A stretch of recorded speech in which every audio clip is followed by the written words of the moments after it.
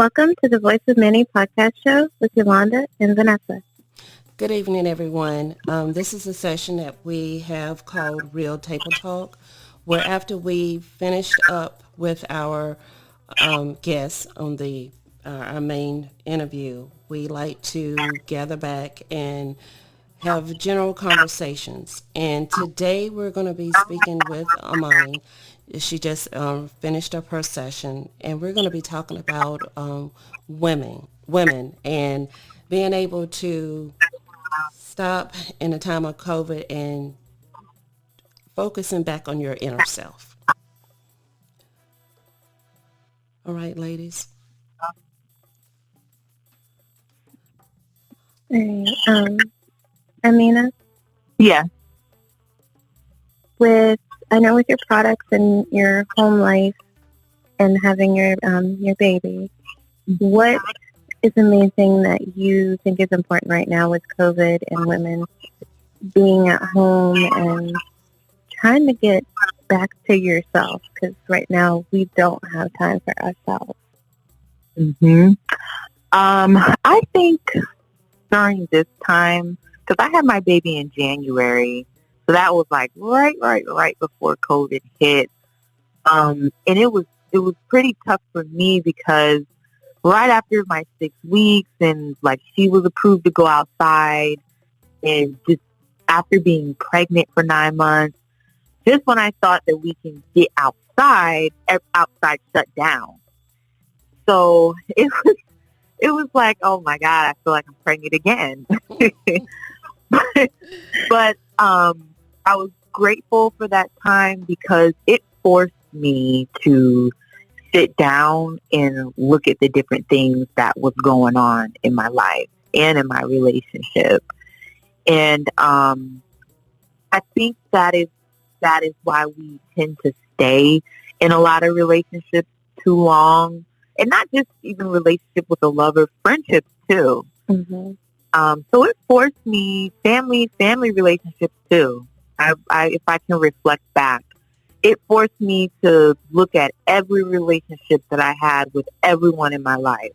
I mean, down from my lover to my mother to my grandmother, everybody. And all those different relationships were kind of draining.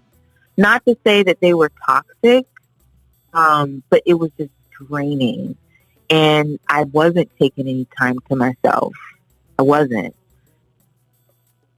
at all. On top of me being pregnant, my pregnancy was really tough. I was sick every day. I feel your pain. I mean, from morning to night, and multiple times throughout the day. I was sick. I lost weight. It was stressful. I just started looking pale. It was just terrible. But she's beautiful. She took all my beauty. She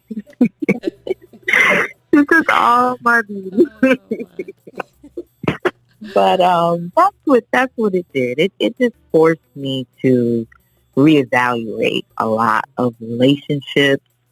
I reevaluated what I even wanted from life. Like the things that I thought that I wanted, didn't want them anymore. So I'm grateful for COVID. And you also made a good point, reevaluating just not our surroundings, but our inner self. I mean, that's very important because it forced us to just look at ourselves and say, hey, what is it that is really going on? Because you can still, even though you're at home, you can still find yourself being so busy that you forget about self. Mm-hmm. So, and I think, Yep. I think, something. sorry. Oh no, go right ahead.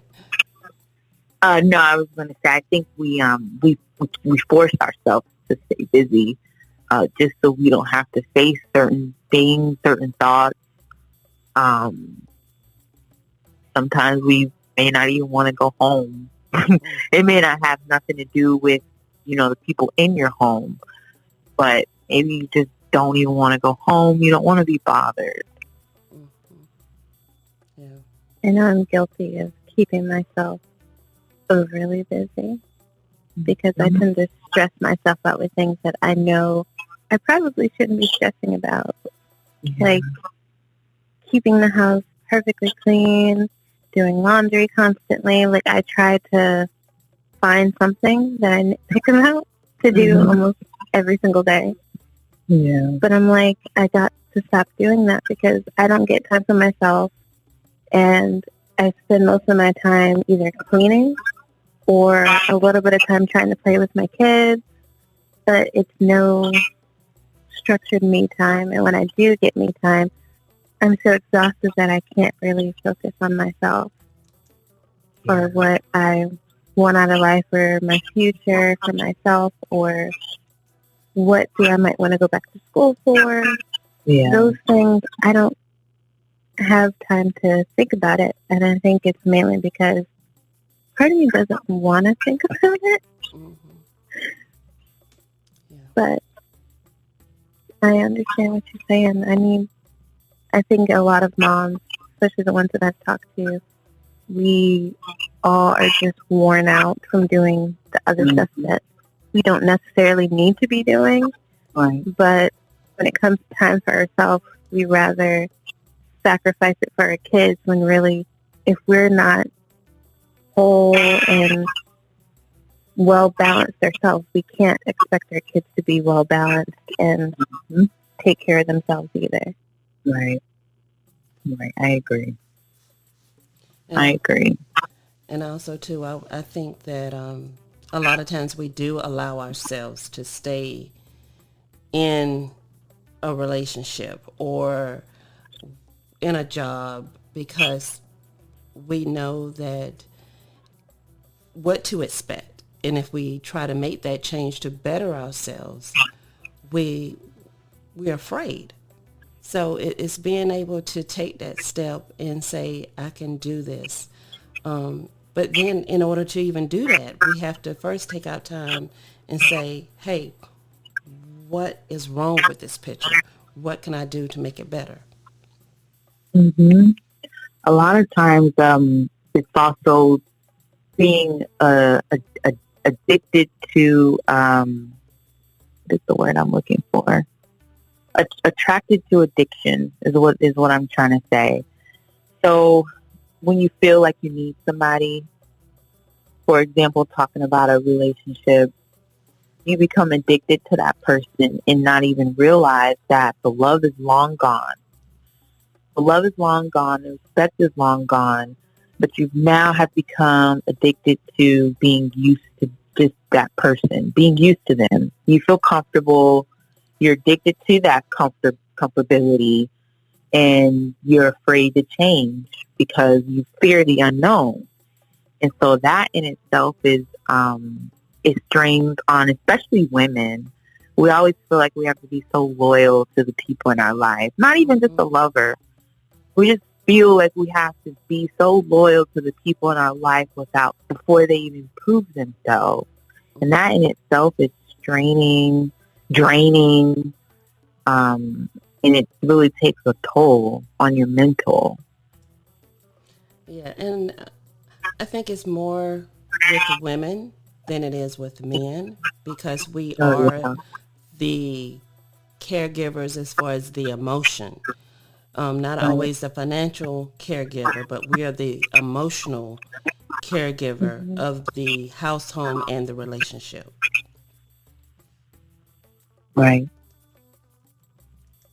So Right. It seems too, there's a lot more people realizing that we need the spiritual balance in our lives with God and with our bodies in general. Because if we don't have that balance, your emotional level is completely off. And whenever you want to be like happy and your aura cleaned and clear, it's not going to happen until you have your center. And finding your center, sometimes you need help. Right. I agree. You have to start with God through everything, or else it won't work. Because if that's not the path that God laid out for you, then you might as well not even try. It's That's, not going to work. that's true. And a lot of times we look for that spiritual inner peace in other people and in Mhm. things. And that's not where that peace comes from. I agree. Like when I had my baby, they always say, postpartum depression, watch out for it. Hmm. And like what you said, we go through it and don't even realize, because I think when we think of depression, we think of moping around, Hmm. sad all the time. And we have to get rid of that stereotypical view on depression, because depression could be anything that makes you not feel happy or anything that messes with your peace is some form of depression. And I was in denial after I had my baby that, I was going through an emotional change, because I felt fine, I looked fine, but I wasn't satisfied. There was something that it just wasn't hitting I don't know, it just wasn't satisfied. And that was another thing that helped me come up with my business, is that I didn't feel like I had anything that I was really fighting for, especially now that I have my baby. It's like, what's your mom? What does your mom do? Oh, she just goes to work. There's nothing wrong with that. There's absolutely nothing wrong with just, being a working mom. But that's not what I want. I want to leave my daughter something. I want to pass down a craft. No, none of the women in my family before were making soap or making oils or selling yoni eggs. They weren't doing any of that. They were just working and taking care of kids. And I kind of want to break that cycle. I would like for, my daughter have a birthday party. I'm doing a soap workshop or something. That's totally different. Hmm. It's something different. It's something to pass down. And it was also something to just do in the house. Because like I said, as soon as our 6 weeks was up for me and my baby, then outside went on lockdown. So I really was just like, oh my God, like I'm going to rip every strand of hair out of my head. This is crazy. You mean to tell me I had to sit down for 9 months, then sit down for another 6 weeks, and now I have to sit down indefinitely? I had to find something to do and something fast. And not only, was it just something to add to my business, but it actually is peaceful for me. It's really relaxing to make soap. Like if I could just make soap all day and count that as like my full-time job, I would totally do it. It's really relaxing for me. And that's it, finding that one thing that not just that you're good at, but makes you feel at peace. That means a lot. Mhm. Means a lot. All right. Thank Well, you. what Sorry. what advice would you have? What advice could you give to women who are saying, "Well, I think that could be me. No, that's really not me. I don't fit in that category." But what would you say to women that are going through the postpartum? Because I know several friends that are in their last trimester now, and we have Yeah. several listeners out there as well. Um, what advice would you give them? Um, I would say the first thing to identify is, what did you like to do before you started feeling like this? And it's easier said than done, because even when I asked myself that question, I still just could not muster up the strength to do anything, not even meditate. It was just so nerve-wracking. And the first thing I did was go for a walk. That is and I had to muster up the strength to do that. I had to tell myself, okay, put the baby in the stroller, go put on some workout clothes, and just go for a walk. and just go get some sunlight. And I literally fought myself, even putting on my shoes. Oh, I do not feel like doing this, but let me just try something different. And for me, just pep talking myself to going for that one walk, it turned into every day. Mm. And by me taking that walk every day, then I was able to go back into my meditation. So now I'm taking my walk. I'm doing my meditation. Now I'm able to be creative. I'm thinking of things. My old self is slowly coming back. And as I was able to slowly get back into the things that I was doing, I started getting all these creative ideas for my business. I started getting creative ideas on things to sell. I didn't even really know what to sell at first. At first, when I first thought of everything, I knew I wanted to do self-care, but self-care what? So my first advice that I would give is just go for a walk. As simple as that sounds, go for a walk by yourself. Go for a walk with your baby. Do not bring anybody with you. Don't bring any girlfriends, no partners, nothing. Just yourself for the first couple of times. And it will really work wonders. It really, really just helped me get out of that funk that I was in. Just getting outside, going for a walk. And it doesn't have to be an hour. It doesn't have to be 30 minutes. Just even if it's 10 to 15 minutes, get your blood pumping, get some sunlight, and I'm telling you, you'll see the difference. And the thing too is, I see, and I've read about that a lot of women don't realize that their postpartum can last for years after having a child. Mm-hmm. Yeah. It's not a couple of months after. It can be years. Your child could be 6 or 7 years old and you're still suffering from postpartum. Yeah. And I feel like what postpartum is, like I said, it doesn't come with the sadness and the crying. For me, postpartum was facing everything that I was ignoring. Everything that I would ignore from like my day-to-day interaction with people, family, my partner, work. When I had my baby, and you have to sit down. Once you have your baby, you can't go to work. You can't even go for a walk. You have to sit down. And it forced me to face everything, like all my trauma. And I had to face it, and I had to fix it. I had to go through, write in my journal. That's another thing. I forgot to mention that. I have a journal. I've had a journal since I was a young little girl. And back then I called it my diary. But now it's my journal. And that is my best friend. I am completely just raw and uncut in my journal. Because when you're writing in your journal, there's nobody there to judge you. Mm-hmm. There's nobody to tell you, oh, you're wrong. There's nobody to tell you, oh, you're playing victim.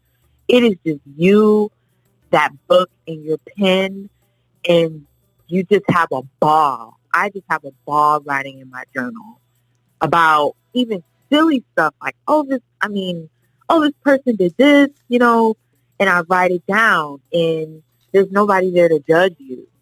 So along with writing in my journal and going for a walk, those two things was like just the breakthrough that just helped me get out of that funk and just helped me blossom to who I am now. Because even who I am now was not who I was before I was pregnant. Very true. And I think, too, you brought up a good point. We're afraid of being judged. And we judge ourselves harder than people do.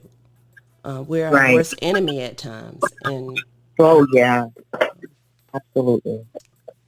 well, I want to thank you. We want to thank you for taking this time to have the table talk session with us. And to our listeners out there who may have additional questions, please, we're going to list contact information for you. If you want to personally speak with us or with Amani, just please reach out to us. Thank you again. Thank you for being on the show with us. Thank you for having me. And to our listeners, thank you for listening to the Voice of Mini podcast show. If you have any questions or suggestions, please contact us on our many social media web pages. And please don't forget to subscribe to our channel. And we hope to talk to you later.